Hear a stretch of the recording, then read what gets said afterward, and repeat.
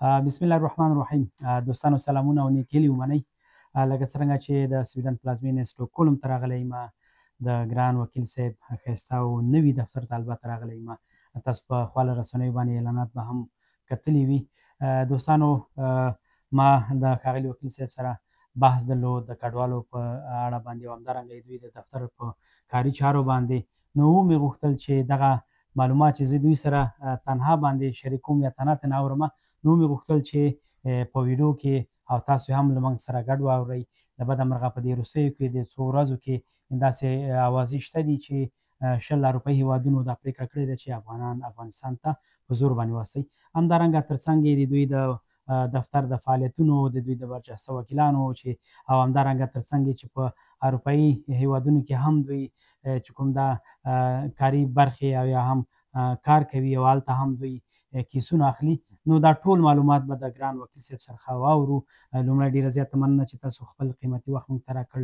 هیله ده چې په مخ باندې دغه کار مو په خیر سره انشاءالله امیدواره یم چې لاړ به شي او خدای دې وکړي چې په مخ لاړ شئ او د موږ د افغانانو دعاوې در سره دي. همیشه مو اخلاص کړی دی.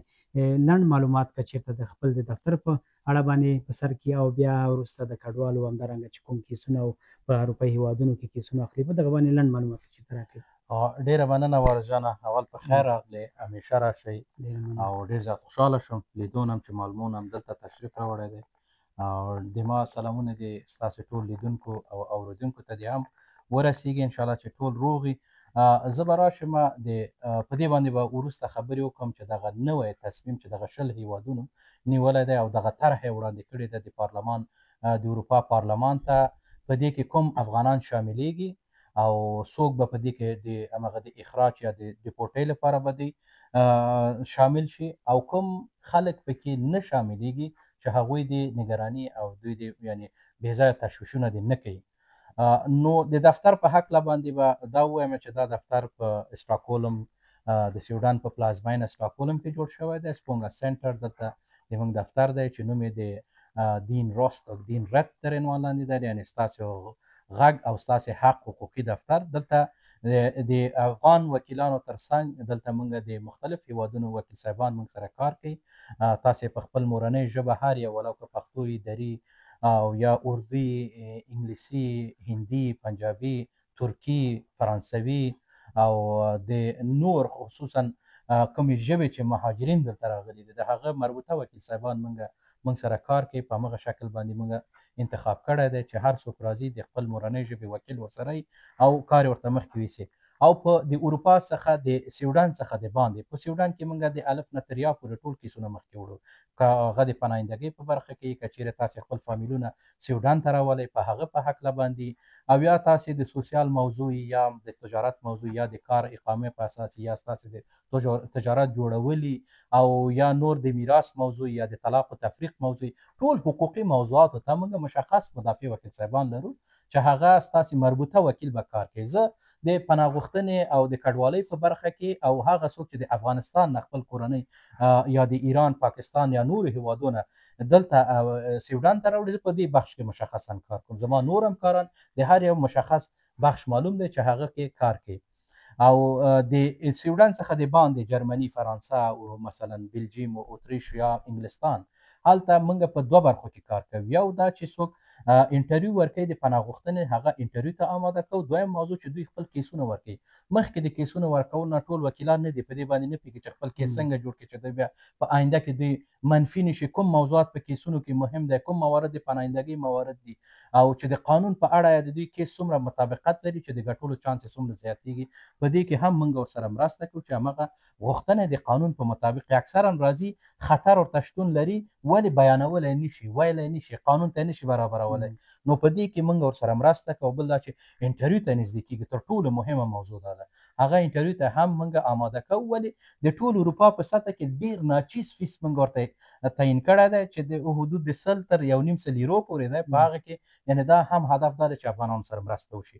ولې په مفت او رایګان شکل باندې ناممکنه دی. تاسو پوهېږئ چې د وکیل صاحبانو مصارفات دي، د دفتر دی، دا ټول تاسې خپله اروپا کې اوسېږئ، په دې موضوعاتو باندې ټول خبر یاستئ. اوس راځم اصلي موضوع ته چې مثلا کوم دغه 20 هیوادونه چې دوی تصمیم په دې باندې ونیوله او دغه ما هم خپل یو فیسبوک کې او په هغه کې مې شیر کړی او ټیک ټاک کې د دفتر فکر کوم یا د ما شیر شوی و. نو اولین کس فکر کوم دا موضوع ما نشر که. نو دا طرحه داسې نه دی چې دا د یو طرحې په حیث باندې 20 هیوادونه، دا هغه هیوادونه دي چې ټول اتحادیې اروپا هیوادونه نه دي، 20 دي. په متاسفانه سویډن پکې شامل دی، جرمني شامل دی، نور هیوادونه پکې شامل دي، او د غیر اروپایي هغه نور هیوادونه لکه چې د اتحادیې اروپا نه لرې دي ولې عضویت نه لري، خو هغوی هم په دې طرح کې شامل دي ځکه دوی د دولدوکس قانون قبول کړی. د هغه هیوادونو راغلي دي چې ټول افغانان باید په اجباري ډول باندې ډیپورټ شي او افغانستان ته د اخراج شي. خو تاسې باید متوجه اوسئ څوک ډیپورټ کیږي، کوم اشخاص په دې کې شاملیږي. هغه خلک چې د محکمې لخوا نه په قطعي حکم باندې محکوم علی شوي، یعنی دوی مجرم شوي، اوله محکمه، دویم، دریمه محکمه په حکم صادر کړی، جرم ثابت شوی، دغه خلک په اوله نتیجه کې په اول قطار کې دي د اخراجي، چې دلته قانون هم صراحت لري او دې ته موږ څه نشي کولی.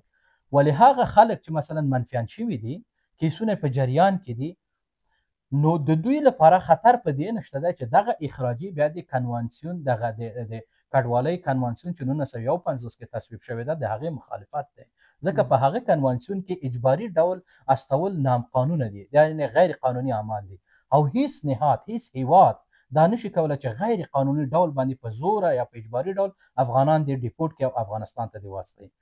او دا هغه خلکو ته هم رایه کومه چې په دغه کیسونو کې داسې اشخاص هم شته دي چې دوی د بېدینۍ اتیست کیسونه لري، داسې اشخاص هم شته دي چې دوی د ترانسجنډر کیسونه لري، داسې اشخاص هم شته دي چې دوی نور د داسې کیسونه لري چې هغه د اسلام مخالف دي. مثلا یو څوک چې مرتدي، د مرتد بیرته تګ افغانستان ته اسلامي هیواد ته جزای څه شی دی؟ من بدل دینه فقتلوه. چا چې تبدیل که خپل دین وی وژنئ، ولې شرایط ورته شته، اسلامي شرایط شته چې زه په هغه بحث کې نه لرم او دغه ویډیو په دې وانخلئ چې وکیل صاحب وویل او دا حدیث یې راوسته وی وژنئ، او شرایط لري چې تاسې بیرته څنګه دې ته نصیحت وکړئ، دا بیت راشي. او دا په دې اړه زه متخصص د شرعي نه یم چې اوس په دې هکله راشم.